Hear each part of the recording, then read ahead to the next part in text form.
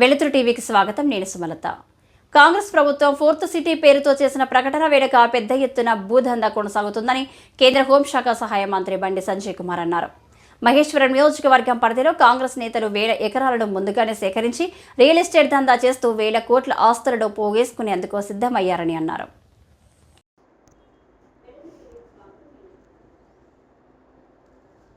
ధరణి పేరుతో దాదాపు 2 లక్షల కోట్ల స్కామ్ జరిగిందన్నారు.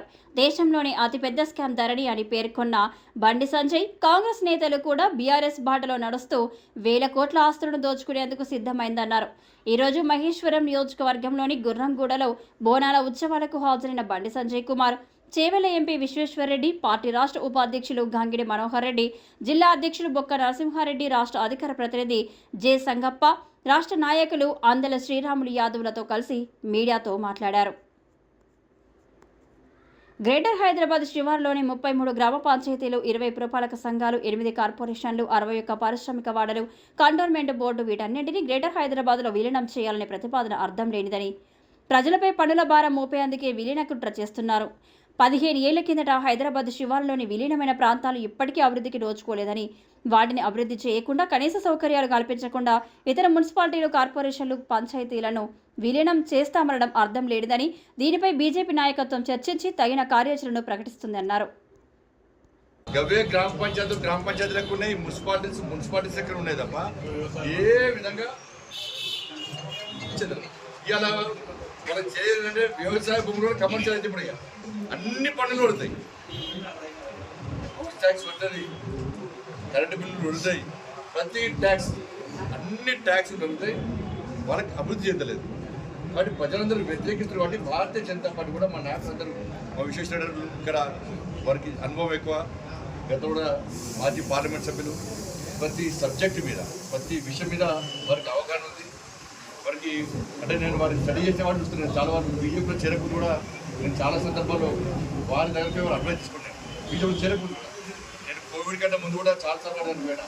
ఇట్లా ఈ విషయంలో ఇది ఎందుకంటే కాంగ్రెస్ పార్టీలో ఉన్నప్పుడు కూడా తప్పు చేస్తే ఇది తప్పు అంటాడు.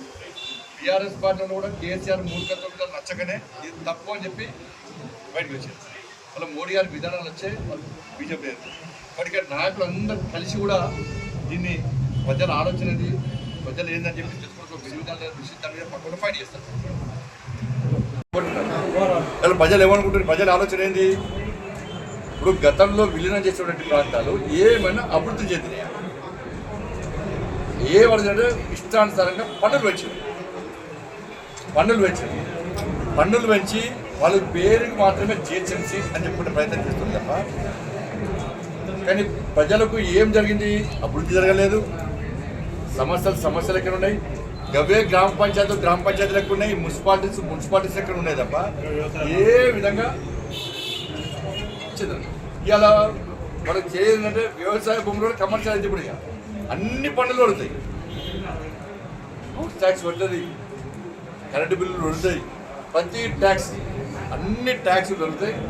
వాళ్ళకి అభివృద్ధి చెందలేదు కాబట్టి ప్రజలందరూ వ్యతిరేకిస్తారు. కాబట్టి భారతీయ జనతా పార్టీ కూడా మా నాయకులందరూ, మా విశ్వేశ్వరరెడ్డి ఇక్కడ వారికి అనుభవం ఎక్కువ, గత కూడా మాజీ పార్లమెంట్ సభ్యులు, ప్రతి సబ్జెక్టు మీద, ప్రతి విషయం మీద వారికి అవగాహన ఉంది. వారికి అంటే నేను వారిని స్టడీ చేసే వాళ్ళు చూస్తున్నాను. చాలా వారు బీజేపీలో చేరకుండా కూడా నేను చాలా సందర్భాల్లో వారి దగ్గరికి వారు అడ్వైస్ తీసుకుంటాను. బీజేపీలో చేరకుండా కూడా నేను కోవిడ్ కంటే ముందు కూడా చాలాసార్లు వారు పోయినా అంటే ఈ విషయంలో ఇది అంటే కాంగ్రెస్ పార్టీలో ఉన్నప్పుడు కూడా తప్పు చేస్తే ఇది తప్పు అంటాడు. బీఆర్ఎస్ పార్టీలో కూడా కేసీఆర్ మూర్ఖత్వం మీద నచ్చకనే ఇది తప్పు అని చెప్పి బయటకు వచ్చారు. అలా మోడీ గారి విధానాలు వచ్చే వాళ్ళు బీజేపీ వాటికి నాయకులు అందరూ కలిసి కూడా దీన్ని ప్రజల ఆలోచన ఏంది, ప్రజలు ఏందని చెప్పి తెలుసుకోవడం విషయం మీద పక్కన ఫైట్ చేస్తారు.